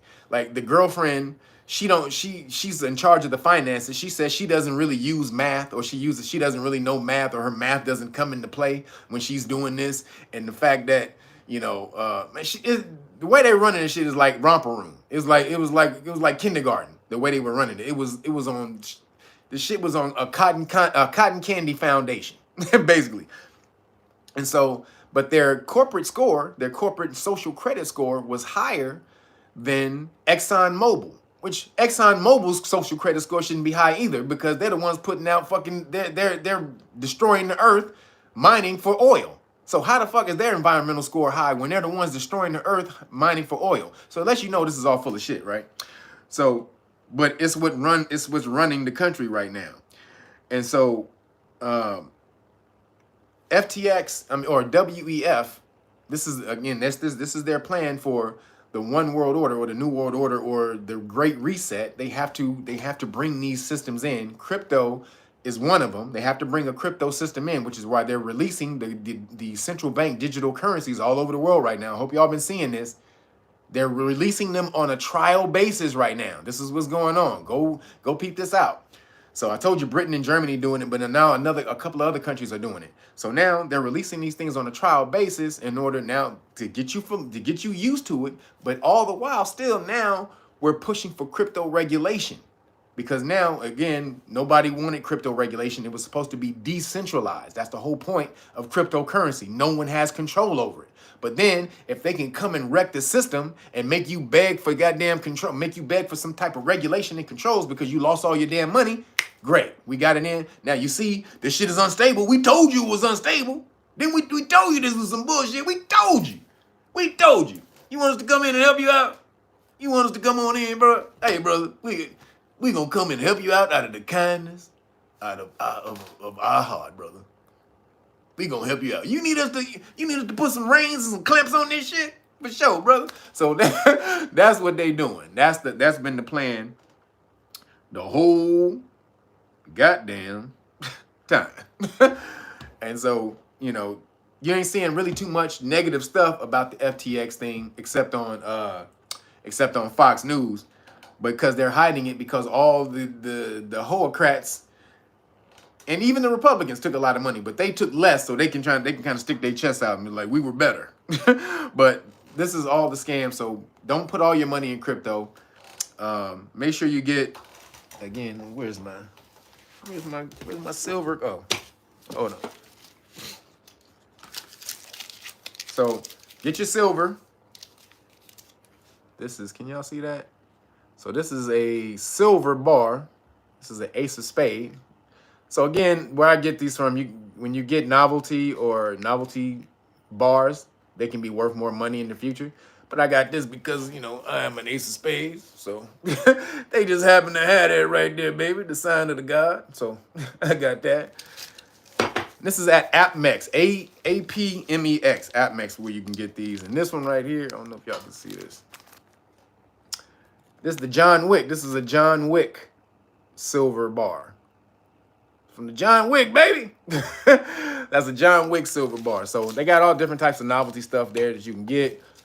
Man, make sure you get your silver and gold, and don't just diversify your money. Have some debt notes. They may be worth nothing in the future, but you still want they worth something now. So have some on hand. Have some silver and gold. Have some crypto. You know what I'm saying? Diversify all your shit, man.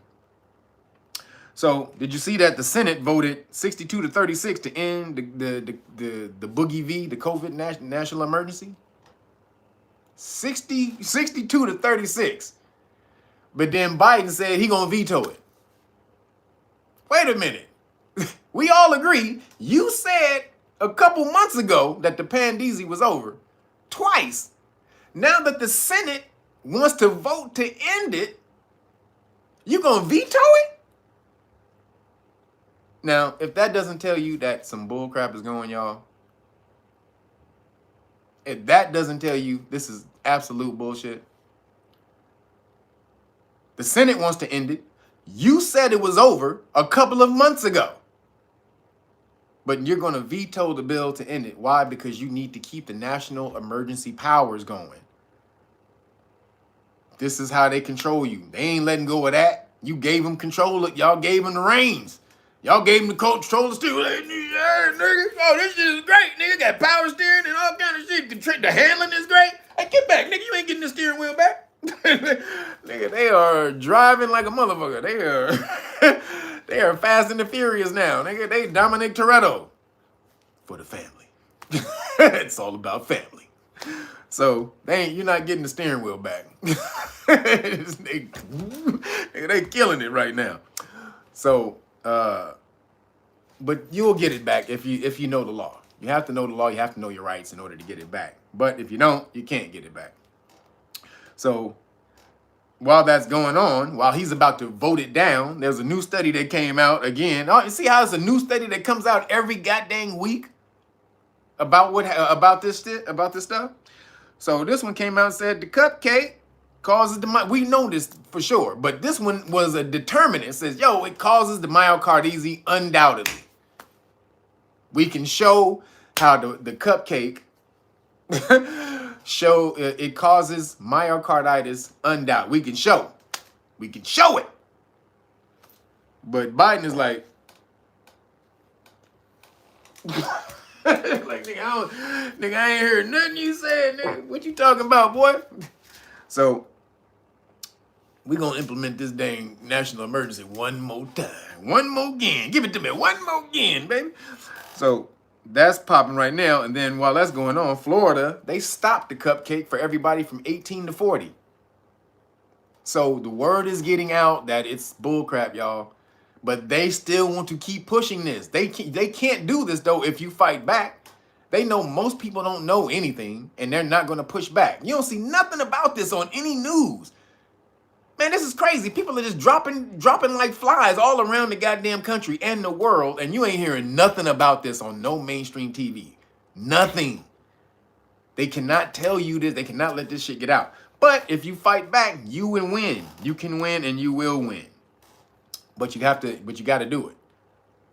Again, you have to know your rights. You have to know that you can't you got to know that they can't force you to get these. They can't force that. You have to have consent. You can push back against these things. Yo, it's 888 in here. It's only 600 likes. Come on, everybody, come on. Can we get all in here? Can we get everybody in that dang like button? Come on, man. Stop playing. So that's what's going on. They want to vote to end it, but your boy Biden says no. So that lets you know this Pandisi world order is in full effect. Not really. They're losing. They don't really have major control over it, but they make you think that they do. But if you're watching the news, you're keeping up, you can see that they losing control by the second. So we just need to keep pressuring, keeping the information going, keeping it flowing. You know, tag these videos, you know, cut them up if you can, download them, cut them up, do what you need to do, but make sure that people are getting this information. And then while that's going on, your boy, the orangutan Avenger is back. Y'all see, the orangutan Avenger is back in the business, baby. The orangutan Avenger, he's back in town. The nigga they didn't want. But this might be, just so y'all know, like Trump before, I think, was an anomaly. Him right now, he may be with the system. I ain't sure. We got to see how this goes. They put him in there. He wasn't, that was a glitch in the Matrix when he got put in there before. That was a glitch in the Matrix. Sort of. But what that allowed them to do, just so y'all know, when they got him in before, even though it might have been a glitch, it allowed them to put on the books, it allowed them to legalize gain-of-function research, which is what they were doing, taking a virus and making it more deadly, right? Obama stopped it. One of the very few good things he was doing, but he stopped it. He ruled it out. He outlawed it, right? Soon as your boy Trump got into office, Fauci went and pushed it through on his own, knowing that the orangutan Avenger, he wasn't going to know anything. He knew he was ignorant and stupid. So that allowed them to push him in. So it might have been an anomaly the first time, or maybe it was on purpose. Because I used to say that they put him in control of the ship so that it was like a glass case, and they needed to get something out of the glass case, and they put the clumsy dude in charge of the glass case so he could drop it and they can get the valuable thing out. So that also might have been the plan. They might have let him steal it so that Fauci can come in and implement the gain of function law and then blame it on him. You see how that worked? When all the backlash and everything starts coming back, all they have to say was, he implemented this campaign. What was it, like 90 days to stop the something or whatever? He was like, yo, he was an aggressive push. He implemented the lockdowns and all that, man. So everything is gonna go back on him. So it might have been a plan. They might have known that they were gonna steal and thus allowed it to happen so that they could blame it on Trump. But he's back. He's back in the game, and they are going crazy. They are going crazy. Dion Spivey, appreciate you. Appreciate you, Dion Spivey. Yeah, he's back in the game, y'all. So their new guy, though, is Ron DeSantis. So this is why I say this may be a trick. The new guy is Ron DeSantis.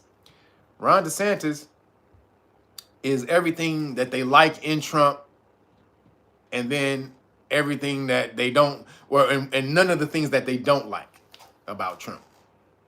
So they think he's more measured. He got the same gangster as Trump, but he's more measured and controlled about how he does his thing. So they may be trying to push Trump because they know Ron DeSantis was supposed to run in 2024, especially after the victory he got. But if Trump runs and he runs, it'll split the vote.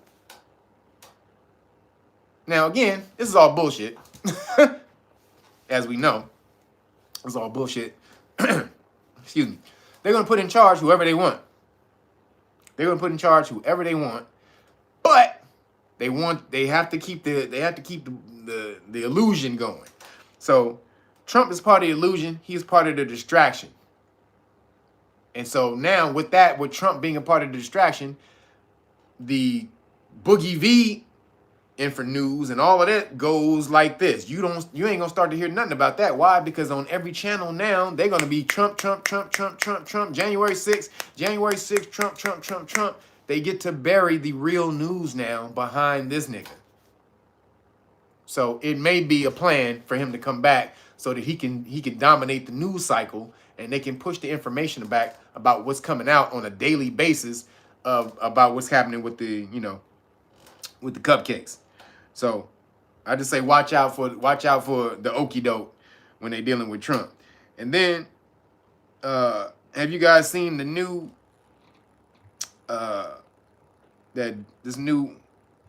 before that, y'all see that the Caucasian councilman punched a melanated mayor, this brother mayor, in the face in front of a police officer? Did y'all see that? I forgot what city it was in. I think it was somewhere in New York. I'm not sure. Don't get me lying. If anybody knows where it was, y'all can put it in the chat. But this Caucasian city councilman punched the brother in the face. Mayor. He's the mayor of the town. The city councilman punched the mayor in the face, this brother, in front of a police officer. Goes to jail, then gets out. How the hell do you get out of jail and you punch the mayor in the face in front of a police officer? But he got out of jail and then went and stole his car from the impound. So do you see how they'll let things go on a regular? They'll just let things. Now, again, if this was the other way around, let's flip this. Let's do this. Let's flip it. Let's just flip it. If it's a brother councilman punching a Caucasian mayor in the face in front of a police officer, what's gonna happen to that brother city councilman? What do y'all think? Just guess. Your best guess. You know? Not gonna say anything to him. Maybe he'll go home. Maybe the brother, maybe the mayor will buy him a drink. Who knows? Just what do you think though? What do you think? What do you think the police officer would do if he saw the brother mayor punching the the brother city councilman punching the Caucasian mayor in the face? Now y'all see how this shit goes? That's the mentality. This is I'm able to do this and get away with it. It's a certain mentality they've been riding with for a long ass time. But again, we participated in that illusion to allow that to happen. So I brought that to the attention because I saw that and I was like, if that cop wasn't there, that brother would have mangled him. Because go look at the brother. The brother's a young brother too. If that cop wasn't there, holy, that city councilman, you wouldn't have heard from him no more. But he felt strong and protected because the police officer was there. Do y'all see how the fuckery in that? That the Caucasian man felt more protected to punch the black mayor in the face. Melanated mayor, we just talked about the word black, but melanated mayor in the face, and nothing was going to happen to him. Because he knew that police officer was there because he was going to protect him. He knew that. The brother could not say the same thing if that shit was switched around. The brother could not say, oh, I know I can punch you in the face because this damn officer is going to protect me. That officer would have pulled his gun and shot that nigga. Straight up.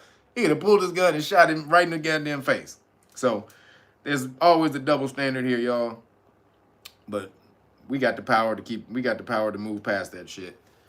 If we know our goddamn rights. That's all I'm gonna say.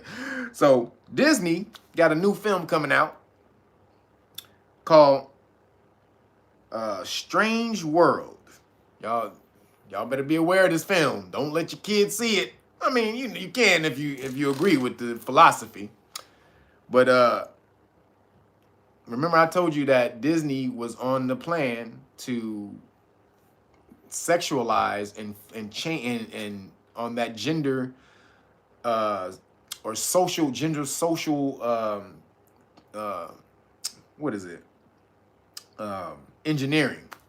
So it's like you're engineering, you're teaching kids that this, nothing's wrong with this. You're basically taking them away from the harmony of nature. They don't really understand. They're being disconnected from nature, right? By saying, oh, whatever we create in the man-made world is what should be. And you should be able to attach yourself to anything that we create in this world. Whatever nature created, it doesn't matter. We're better than nature. Man has, through science, has come and we've defeated nature. And you can be whatever you want. Fuck nature. Fuck her.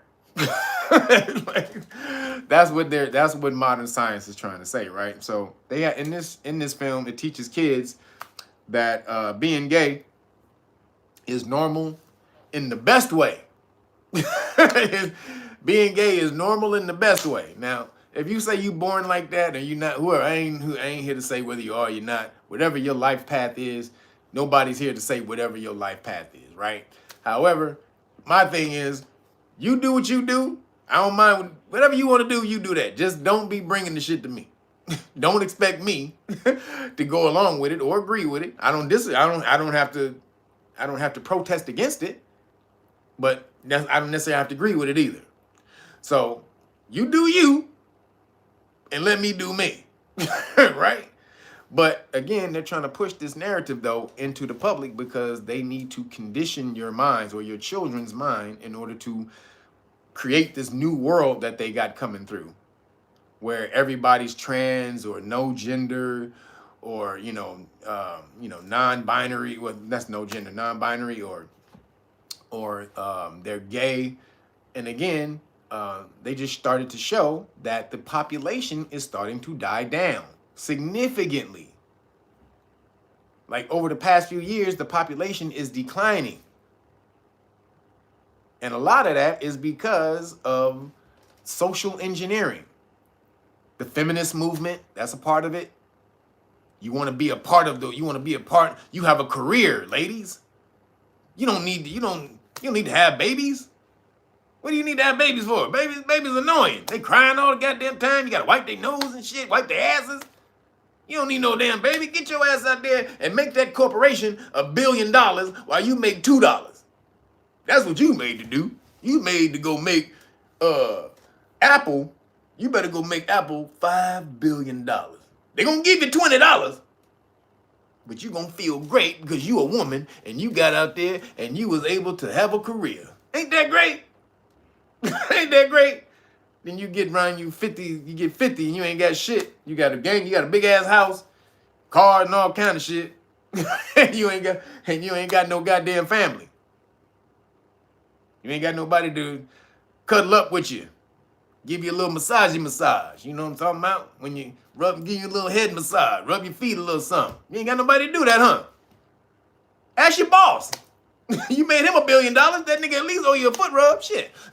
What the hell? That nigga at least owe you a foot rub. God damn. Like, nigga, look here, man. I made you $1 billion. Can I get my dogs rubbed? Nope. Thanks, though. So, that's a part of this social engineering again that they've been, pressing on us. And a part of that, real quick, so that's to try to get their ESG scores up. Remember, that's the ESG score. If you create social diversity within your corporations, the ESG score allows you to get funding, loans, funding, investments, stuff like that. So that's why these corporations have switched to that and trying to make you believe and trying to make you follow along with it. So it's soft introduction through corporations. They're going to introduce you to social engineering, social credit engineering, and then you're supposed to be able to pick that up after a while. But it ain't working because it's against nature. We're not going along with that. They're really trying to pull some shit that is antithetical to nature. We don't believe in that shit. Most people. You got some people who are being conditioned also to believe that they believe in it, or going along with the fad because they don't want to be left out. That's a lot. That's another big part of it. But ultimately, this shit is not working, which is why all the woke shit is not working in movies. All the woke movies are dying. They're losing money. So that brings me to this one video that went viral this past week from this girl. What was her name? Shit, I don't got her name. No, I am. What was it? I think I got it here. I am Courtney Michelle. That's what it was. So I am Courtney Michelle. Make sure. So if you want to look her up, she did a video on TikTok where she came out of Wakanda Forever, and her take was Wakanda Forever should have been called Where the Men At because there was no masculine presence in the movie. It was all about the strong black woman without the man being able to overcome the men, and there was not a strong black presence in the movie. So. Or even a strong male presence. There was barely any men in the movie, like Namor and M'Baku. They were the two dudes in the movie, really. And besides, like the other Caucasian FBI agent, but those are the only two dudes in the movie, really. And they made M'Baku. He was more like a joke. Namor wasn't no bitch. except when he got defeated by a 90-pound girl, which is some bullshit. But Namor wasn't a bitch all the way to the end, up until the end. But she came out with that, and so TikTok, she was just breaking down, and also her philosophy about women need to be more feminine and stop trying to emasculate the black man and stuff like that. So great philosophy, great statement that she was making on the TikTok. TikTok took it down, said it was hateful speech or some shit. That she was saying that the black man was being emasculated, or this movie was more like social engineering or whatever. They took her damn video down once it started to get started. This is what happens. This is what they do. If your video doesn't go viral, if it gets no push, they don't see it, right? When it starts to go viral and stuff like that, it alerts them in the system. They say, what's this video that's getting all these damn views so soon? And they go and look at it, and then boom, they'll try to flag it. That's what happened with my video, the conjunction video. So, so she talked about how they pulled it down real quick. They kind of did her dirty. So Man, go subscribe to her channel. She has a great philosophy about women regaining your softness, the femininity, not feminism, but regaining your femininity. And what that entails, and how being soft doesn't necessarily mean you need to be weak. She's dope, isn't she? Dope. So go check her out. She off the chain. She gorgeous too. Girl, hey, girl. Let me tell you something, Courtney Michelle, you beautiful divine goddess, you. I don't leave LA. I don't leave LA much because I'm too busy. But girl, I will come to Atlanta and get you, girl. You off the chain. So, but her philosophy about bringing the femininity back into the relationships in order to help the the melanated relationship thrive, and relationships period. That's just not only dealing with melanated relationships.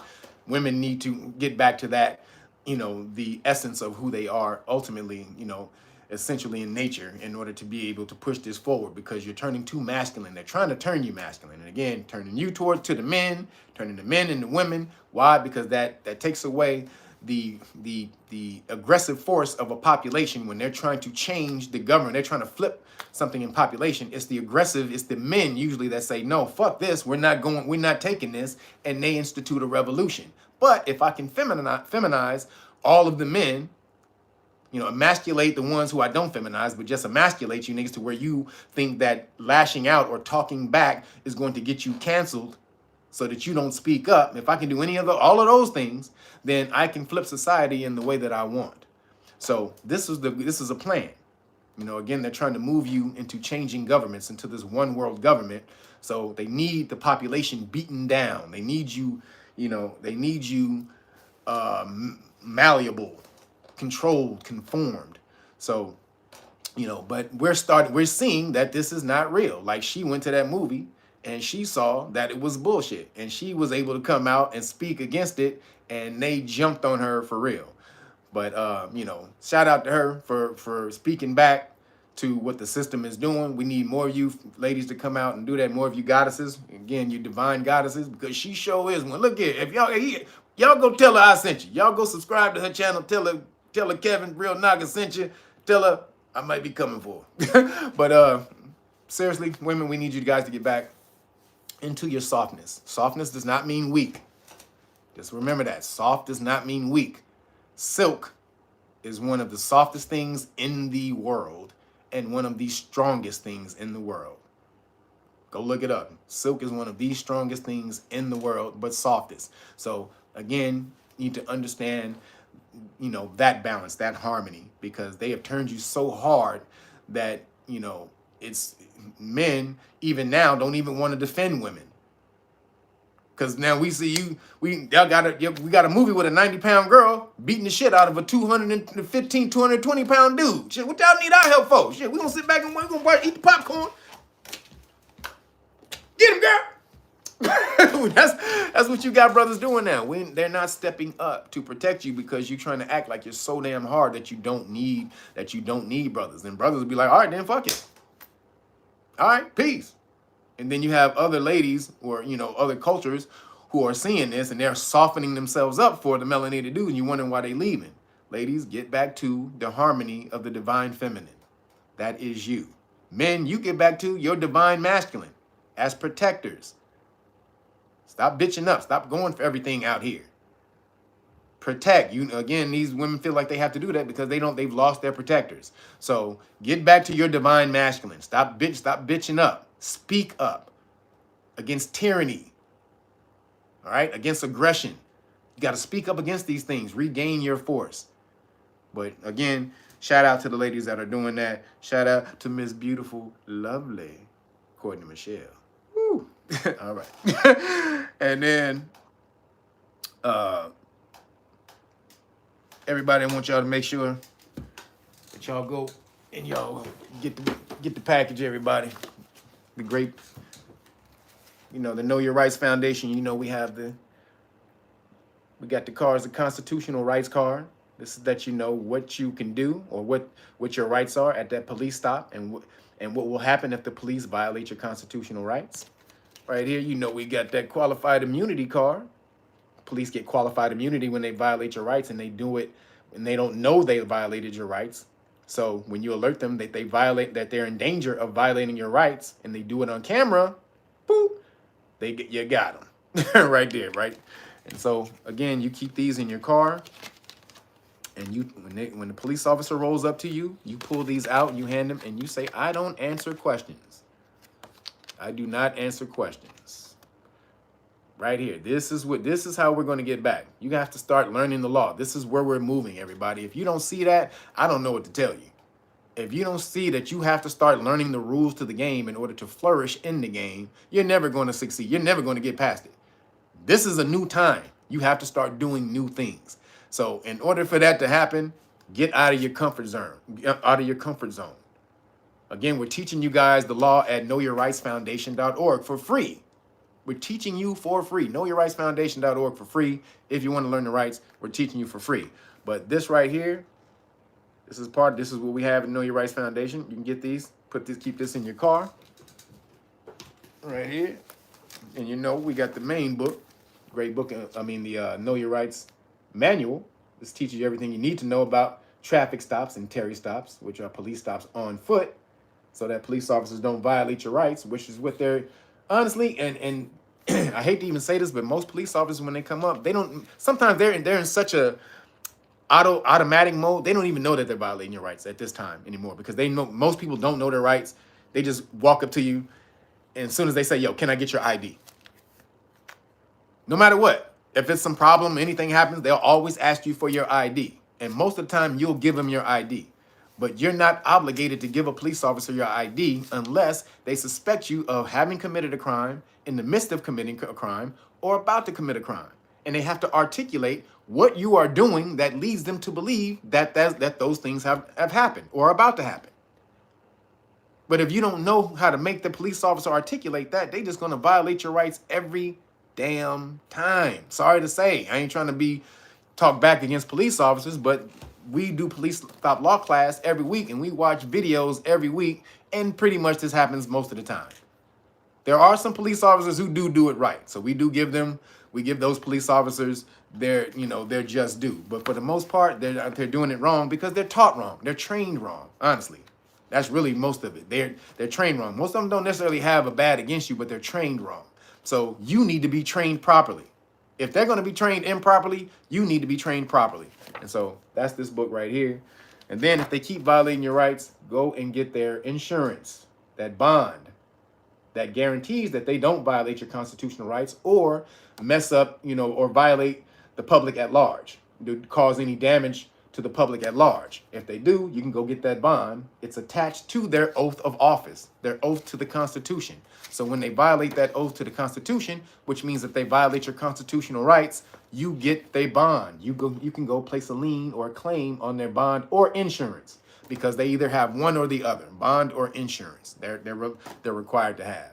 They can't just be out here willy-nilly, just with a gun on their hip and a taser on their hip, shooting and tasing people, and not have any damn liability, not have any checks and balances. You think they don't, but they do. A lot of times they get sued and they lose. That's what happens. A lot of the time they get sued and they lose. But you don't hear about it, because when they get sued, the person who wins the lawsuit or agrees to the lawsuit, they have to sign something that says, we'll accept the settlement, but we agree that the police didn't do it. They didn't do anything wrong, right? It's a non-admission of guilt that you have to sign. So then no one is ever able to come back and use your case where you got violated against anyone else, because you're not admitting guilt. So that's usually what happens. Why you think that the police officers never get their just due, is because we're always accepting a settlement. So that's why. But you can get that. It shows you that people are getting money, but you can get paid twice before the settlement. If you can implement a lawsuit, that takes about a year to 2 years, but you can go after their bond. You can get that within a couple weeks. See? So while you're waiting on one avenue to get paid, you can be getting paid sooner from this right here for every violation of your rights. So if they violated your rights 4 or 5 times, that's 4 or 5 claims on the bond. So if the bond is $75,000, which is usually most of them minimum, you can do 5 claims of $75,000 if they violate your rights that many times. So right here, You can get that. And then, you know, like I said, we got the flashcards. We have the flashcards for you. We're trying to give you everything that we can, so that you can know your rights and know this government so that you can take advantage of it. So the only excuse is you. I don't accept excuses, y'all. Just so you know, I'm not a nigga who accept excuses. You can say what the hell you want to say. It'll go one in one ear, right at the other. All I see is you didn't do what you said you was going to do. Yo, Terrence, appreciate you, brother. That's all I see. It's Yoda. Do or do not, there is no try. So, boom, right here. I don't accept excuses. I don't accept no excuse from me either. If I didn't do what the fuck I was gonna do, I didn't get it done. That's my bad. And I'll figure it out, I'll get it done later. But I don't accept excuses. So right here, get these for your children, sit them down, make them do some book reports, make them sit down and read them with you, whatever the heck they gotta do. Take them to school, share them with their friends. Man, let's get this information out here. But again, if you order the Great Book of Melanin Research, this right here, this is the research they've been doing on your melanin for the past 117 years. This is why you need to know why your melanin is $511 per gram on the stock market, $14,000 an ounce. Is because you are the most powerful beings, or melanin is one of the most powerful substances in the universe, the most powerful substance actually in the universe. So right here, you walking around with all of it on your body. And everyone has melanin, just so you know. Everyone has melanin, just different types of melanin. But figure out how to use it. If you order the hard copy, you get the whole Police Stop Law package for free. For free. And like I said, because people couldn't get in on the deal Thursday, and I mailed everything out yesterday, the Thanksgiving special, or the harvest, because that's what Thanksgiving is. You can celebrate Thanksgiving, melanated people, because they got that from your ancestors. It was called the harvest. It was something the Aboriginals did when they got here. They didn't learn it. We didn't learn it from them. They got it from us. We would do the harvest and celebrate and thank the earth for the food and the resources that it gave. So you can get into the harvest, all right? And so right here for the harvest. All right, so today, tomorrow, and Monday, because I'm mailing them out Tuesday. Don't hit me up Tuesday. I'm going to the post office on Tuesday. You can order these, and I will put all 3 of these in the package. All right, so extending the deal for people who kept hitting me up at 11:30, 11:57 at night, asking if the deal was still going through. All right, make sure you guys go holler at wejuice.com. Get those juices. Hook them up. We love Timmy Tight Top. We live, we love, we juice. I'm about to get out of here, everybody. I'm about to go and get me a couple of turkey burgers because I'm about to go on my cleanse in about a week or so. So I'm about to get it all out of my system. Get it all out. If you want to go on the cleanse with me, let me know. We can do it. I'm about to do this on December 1st. It's going to be great. 2 months. About to regenerate. All right, everybody. Love y'all. Peace out. Thanks to everybody who hit the super chat. Thanks to all my mods. I'm going to holler at y'all later. Deuces.